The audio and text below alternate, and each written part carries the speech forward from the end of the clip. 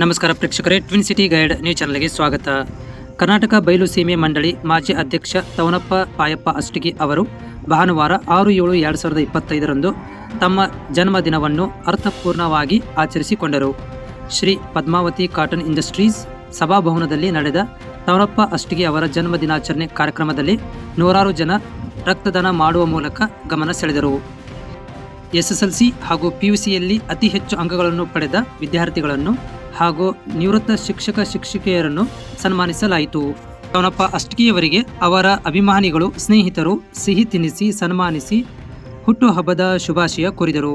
ತವನಪ್ಪ ಅಷ್ಟಗಿ ಅವರ ಜನ್ಮ ದಿನಾಚರಣೆಯ ಅಭಿನಂದನಾ ಕಾರ್ಯಕ್ರಮದಲ್ಲಿ ಮುರುಘಾಮಠದ ಡಾಕ್ಟರ್ ಮಲ್ಲಿಕಾರ್ಜುನ ಸ್ವಾಮೀಜಿ, ಉಪ್ಪಿನಬೆಟಗೇರಿಯ ಕುಮಾರ್ ವಿರೂಪಾಕ್ಷ ಸ್ವಾಮೀಜಿ, ಕಾಂಗ್ರೆಸ್ ಮುಖಂಡರಾದ ದೀಪಕ್ ಚುಂಚರೆ, ಅಂಜುಮನ್ ಇಸ್ಲಾಂ ಸಂಸ್ಥೆ ಅಧ್ಯಕ್ಷರಾದ ಇಸ್ಮಾಯಿಲ್ ತಮಟ್ಗಾರ್, ದತ್ತಾ ಡೋರ್ಲೆ, ಪ್ರಶಾಂತ್ ಖೇಕರೆ ಹಾಗೂ ಸಾವಿರಾರು ಅಭಿಮಾನಿಗಳು, ರೈತರು ಕಾರ್ಯಕ್ರಮದಲ್ಲಿ ಪಾಲ್ಗೊಂಡಿದ್ದರು.